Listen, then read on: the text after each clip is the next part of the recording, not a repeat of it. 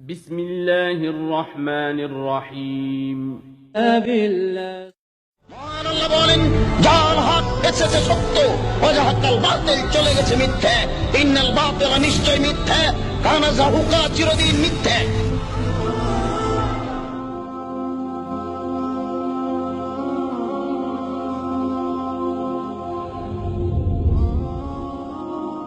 আলহামদুলিল্লাহি ওয়াহদা ওয়াসসালাতু ওয়াসসালামু আলা মান লা নাবিয়্যা বা'দা।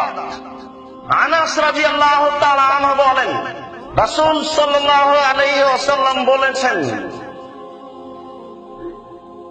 লা ইয়াহিল্লু দামু ইমরিন মুসলিমিন, কোন মুসলমানের রক্ত বৈধ নয়, কোন মুসলমানকে হত্যা করা বৈধ নয়। কে? যে ব্যক্তি বলে লা ইলাহা ইল্লাল্লাহ ওয়া আন্না মুহাম্মাদুর রাসূলুল্লাহ ইল্লা বিইহদা সালাসিন, তবে তিনটি কারণে মারা যাবে, তাকে হত্যা করা যাবে। এক, আস-সাইয়্যিবু জানি, বিবাহিত ব্যভিচারী, তাকে মারতে হবে। দুই, অন-নাফসু বিন-নাফসে, কেউ হত্যা করলে তাকে হত্যা করতে হবে। তিন, তারেকুল দ্বীনিহি, কেউ যদি মুরতাদ হয়ে যায়, দ্বীনকে ত্যাগ করে আমি কোরআন মানি না, নামাজ মানি না, এমন মানুষকে হত্যা করতে হবে। আবু হুরায়রা রাদিয়াল্লাহু তাআলা আনহু বলেন, রাসূল সাল্লাল্লাহু আলাইহি ওয়াসাল্লাম বলেছেন, আস-সাইবু বিস-সাইব, আল-বিকরু বিল-বিকরি জিলদু মিয়া তাগরিবু সানা, ওয়াস-সাইবু বিস-সাইব রাজম। অবিবাহিত নারী পুরুষ যদি জেনায় লিপ্ত হয়, তাহলে তাকে 100 লাঠি পিটিয়ে এলাকা থেকে 1 বছরের জন্য তাড়িয়ে দিতে হবে। তিনি বলেন, কোন বিবাহিত নারী পুরুষ যদি জেনায় লিপ্ত হয়, তাহলে তাকে ইট দিয়ে, ঢেল দিয়ে, পাথর দিয়ে মেরে ফেলতে হবে। বিবাহ করার পরে কেউ যদি অবৈধ সম্পর্কে লিপ্ত হয়, তাহলে তার বাঁচার কোনো সুযোগ পৃথিবীতে নেই। এ ব্যাপারে বুখারী মুসলিমের একটি গুরুত্বপূর্ণ হাদিস, একজন জামেদ সম্প্রদায়ের মহিলা রাসূলের নিকটে এসে বলছে, তাহেরুনি ইয়া রাসূলুল্লাহ, আল্লাহ রাসূল আমাকে পবিত্র করুন। তখন আল্লাহ রাসূল বললেন, ইরজিই, তুমি বাড়ি ফিরে যাও, ওয়াস্তাগফিরিল্লাহ, আল্লাহর নিকটে ক্ষমা চাও, তুবি ইলাইহি, তুমি তওবা করো, তোমার বিষয়টি মাফ হয়ে যাবে। মহিলাটি বলছে, আসুরাদ্দানি কাওয়ারাদাত্তা মাইজ ইবনে মালিক, আরে আপনি মাইজ ইবনে মালিককে যেভাবে ফিরিয়ে দিয়েছিলেন, সেভাবে আমাকে ফিরিয়ে দিতে চাচ্ছেন? আমি তো ফিরে যেতে চাচ্ছি না। ওয়ানা হাওলা মিনাজ জিনা, আমার পেট উঁচু হয়েছে অবৈধ সন্তানে, আমার পেটে অবৈধ সন্তান রয়েছে, অতএব আমি আপনার কাছে বিচার নিতে এসেছি, ফিরে যেতে রাজি নই। আল্লাহ রাসূল বলেন, আচ্ছা ঠিক আছে, ইরজিই হাত্তা তালেদি, তুমি বাড়ি চলে যাও, যেদিন তোমার বাচ্চা হবে সেদিন আসিও, তোমার বিচার করে দেব। মহিলা চলে গেল। মুসলিম শরীফের হাদিসে এসেছে, যখন বাচ্চা হয়েছে, সবেমাত্র প্রসব হয়েছে, তাকে একটা নেকড়ায় জড়িয়ে নিয়ে বিচারালয়ে উপস্থিত। আল্লাহ রাসূল, এ দেখেন বাচ্চা প্রসব হয়েছে, বিচার করে দেন। আল্লাহ রাসূল দৃশ্য দেখে মাথা নিচু করে বলছেন, ইরজিই, তুমি বাড়ি ফিরে যাও, ফরদেই হে, বাচ্চাকে দুধ খাওয়াও, হাত্তা তাপ্তানি হে, যেদিন বাচ্চা দুধ ছেড়ে দিবে সেদিন নিয়ে আসিও, বিচার করা হবে। মহিলা চলে গেল বাচ্চা নিয়ে। 2 বছর পরে বাচ্চা নিয়ে বিচারালয়ে উপস্থিত। অফিয়াদেহি কেসরাত খুবজিন, এমত অবস্থায় বাচ্চার হাতে এক টুকরা রুটি রয়েছে। এই রুটি প্রমাণ করে যে বাচ্চা খাদ্য খেতে পারে। আল্লাহ রাসূল বললেন, ফাওয়াসাদাহু বিয়াদি রাজুলিন মিনাল মুসলিমিনা, বাচ্চাটাকে একজন লোকের হাতে সমান করে বললেন, যাও তুমি বাচ্চার দেখাশোনা করো, লালন পালন করো। তারপরে তিনি বললেন, সঙ্গী সাথী, ইযহাবু বিহা, তোমরা একে মাঠে নিয়ে যাও, ওয়াহফিরুলা সাদরিহা, মাঠে নিয়ে গিয়ে একটা গর্ত খোঁড়ো, সুমারজিমুহা, গর্ত খুঁড়ে বুক পর্যন্ত পুঁতে দিয়ে এই ঢেল পাথর দিয়ে মেরে গেল। সাহাবীগণ বলছেন, আমরা তাকে মাঠে নিয়ে গেলাম, মাঠে নিয়ে গিয়ে গর্ত খুঁড়ে বুক পর্যন্ত মাটিতে পুঁতে দিলাম। এরপরে চতুর্দিক থেকে ইট ঢেল পাথর মারতে লাগলাম।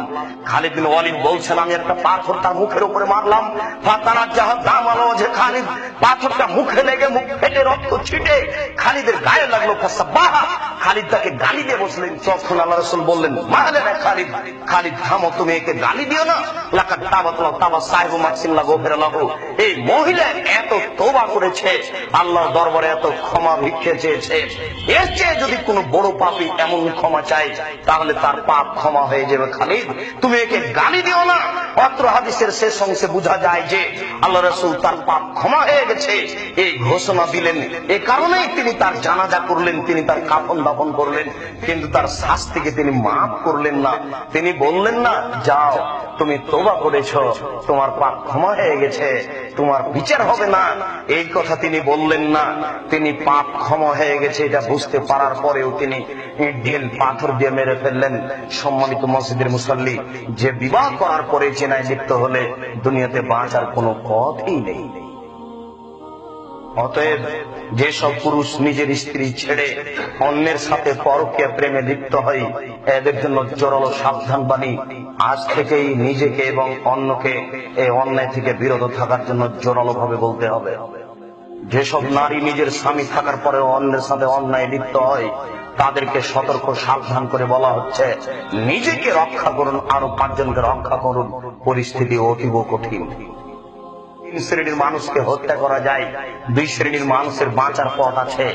1 শ্রেণীর মানুষ হচ্ছে মুরতাদ, ও বলেছে কোরআন মানি না, 7 দিনের মধ্যে যদি ফিরে আসে তাহলে তাকে হত্যা করতে হবে না। যে ব্যক্তি আমাকে হত্যা করেছে তাকে হত্যা করতে হবে, তবে আমার আত্মীয় স্বজন যদি তাকে ছেড়ে দেয় তাহলে তাকে হত্যা করতে হবে না। কিন্তু বিবাহ করার পরে যারা জেনায় লিপ্ত হয় তাদের দুনিয়াতে বাঁচার কোনো পথই নেই।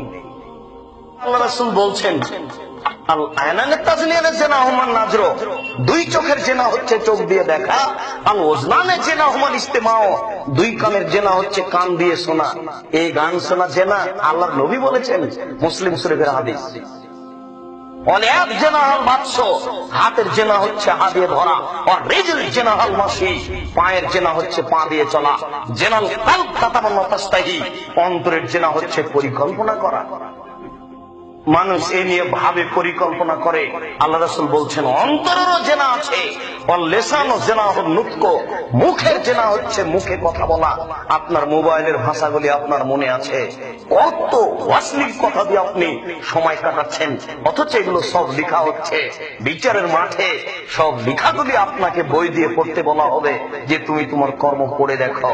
রাসূল সাল্লাল্লাহু আলাইহি ওয়াসাল্লাম বললেন, জেনা এবং সুদ যদি সমাজে ছড়িয়ে যায় তাহলে জারাতিল ফাকর ওয়াল মাসকানা, তাহলে মানুষের উপরে দারিদ্রতা এবং অশান্তি ছেয়ে যাবে।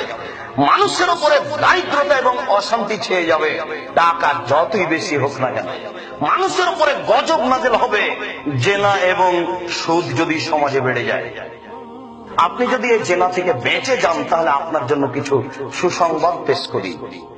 আল্লাহ তাআলা বলেছেন, ওয়ানাহান নাফসা আনিল হাওয়া ফাইনাল জান্নাতা হিয়াল মাওয়া।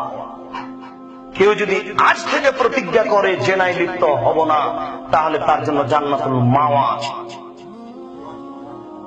কেউ যদি আজকে থেকে প্রতিজ্ঞা করে আর কোনদিন অশ্লীল কাজে লিপ্ত হব না, আল্লাহ বলেছেন তার জন্য জান্নাতুল মাওয়া রেডি। 7 শ্রেণীর মানুষ বিচারের মাঠে বিশেষ ছায়াতলে থাকবে।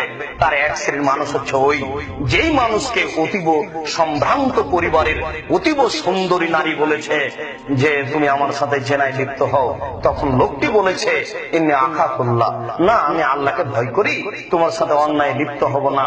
এই লোকটা বিচারের কাঠগড়াতে বিশেষ ছায়াতলে থাকবে।